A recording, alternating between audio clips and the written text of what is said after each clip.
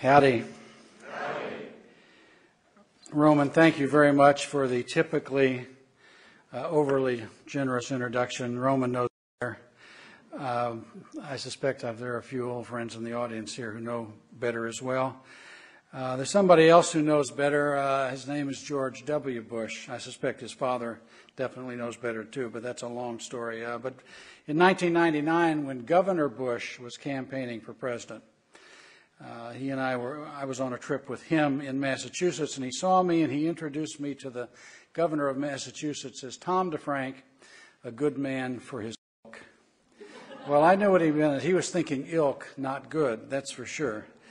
But the fact is, a good man for his ilk is delighted to be back home. For those of us who attended this wonderful place, coming home is never enough, and I'm delighted to be here, and I'm especially glad to be here because I committed a pretty grievous sin recently. I had to pass up my 40th class reunion 2 weeks ago to appear on Meet the Press touting my book. And the reason I had to do it was I had a contractual arrangement with the publisher of the book that required me to do it, but most of my classmates were understanding, but one was not. He sent me an email saying, "Sucking up to the media elite, what has happened to you?" So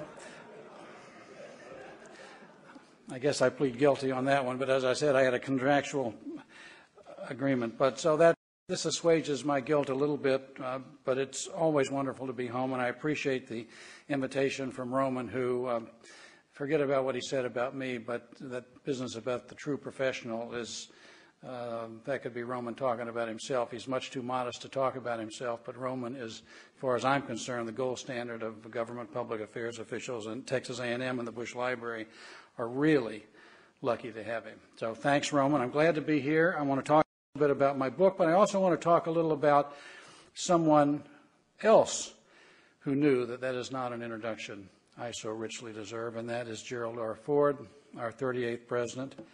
I was in Grand Rapids yesterday. I spoke at the Ford Museum there, and we had a great time. It was very nice, but I must say the hardest time for me personally was going to his gravesite yesterday, because I've not been there since his burial, and all I can say is I'm glad that I was there by myself. It was a fairly poignant moment, because I really owe President Ford an awful lot. He was extraordinarily generous to me for more than three decades, actually a third of a century. Not just starting in 1991, which is the genesis for these interviews that form the core of this book, but also from the moment I started covering him in the fall of 1973. My boss called me in and said, "Nixon is finished. Ford's going to be president. I don't know when, but it's going to happen. I want somebody who knows Ford, who knows his people, and vice versa, so that when he becomes president, Newsweek will be taken care of." And I was thrilled, of course. I was 28 years old, from Arlington, Texas, and I had not become jaded. I had not become immersed in the reality that while the White House is an extremely prestigious assignment, the glamour factor is highly overrated. But I was thrilled. And, of course, for the next 8 months, that's what I did. I traveled with Gerald Ford. He traveled 125,000 miles in 8 months as vice president, 41 states in 37 weeks. He was as peripatetic as anyone I have ever covered. And that's the basis that's where the relationship began. And, of course, had he not given me a fateful interview in April of 1974 in Palm Springs, California, which I talk about in Chapter 1, and I'll talk about in just a minute, I would not be here tonight, and this book, Write It When I'm Gone, would not have been written. Now, a few of you may know that President Ford had a modest connection with Texas A&M himself. On May the 11th, 1974,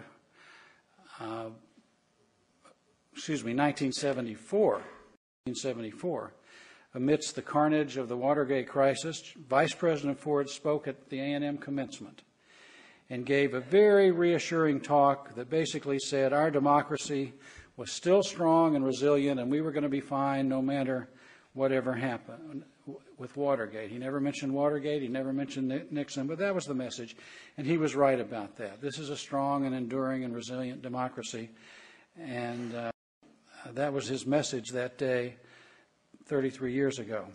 By coincidence, I was here on campus with him the day he spoke, thrilled to be back covering the man my boss was convinced would be the next president.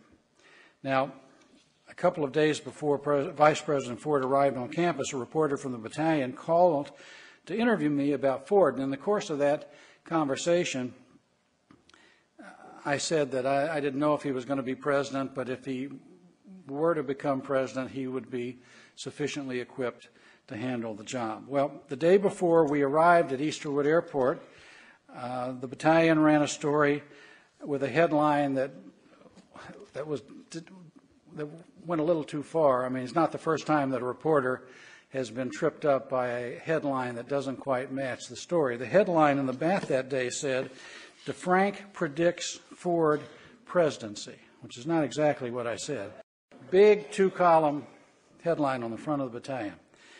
Well, one of my friends commandeered a couple of dozen copies after we got here on campus, and when we got back on Air Force 2 after Ford's speech to fly to Houston for a political event, there was a copy of the battalion on every seat on Air Force 2. The press sat in front of that airplane, not in the back like today on Air Force 1 or Air Force 2. And so when Vice President Ford got on the airplane, my very dear friend Phil Jones of CBS hopped up with a copy of the battalion, and he said, "Mr. Vice President, there's a story here in the local press that I think you will find of interest." He grabbed the thing, he saw the headline, and he winced. And he read no further because he knew he was in trouble. And he said to me, I'll never forget him saying, "Tom, you're going to get me in big trouble." And he grumbled at me, and he hurried past the press compartment back to his safe section in the back. But the truth is, he was a good sport about it, as he was a good sport about just about everything. And later on, he signed a copy of the battalion right across the headline that said, "Defrank predicts Ford presidency." It's probably the tersest autograph I have from him. It says, "Thanks, Jerry Ford." But I have it, and maybe someday I'll give it to the archives here at A&M because it's one of my favorite stories. Now, earlier this year, my very good friend and classmate from the class of '67, Eddie Joe Davis, graciously invited me to speak at one of our commencements. It was, as I said at the time, the honor of a lifetime, made even more special for me by the fact that I spoke 32 years to the very day that Ford had delivered the commencement here, and I was with him. That was not the first time or the last time that fate has injected itself with some drama and serendipity into the relationship I was fortunate to have with Gerald Ford. And several of those incidents can be found in the book. I want to talk just a little bit about the methodology of the book because it has gotten a little attention in the media from other journalists. And the methodology, I'll grant you, is unique, but it's certainly not at all unprecedented. As I said earlier, the core of this book is 16 years of off-the-record interviews that I had with him beginning in August of 1991 and continuing until 5 months before his death on December 26th of last year.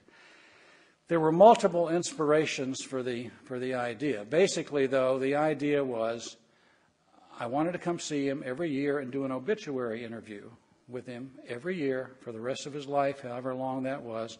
And the proposal I made to him was I won't print any of it until he was dead.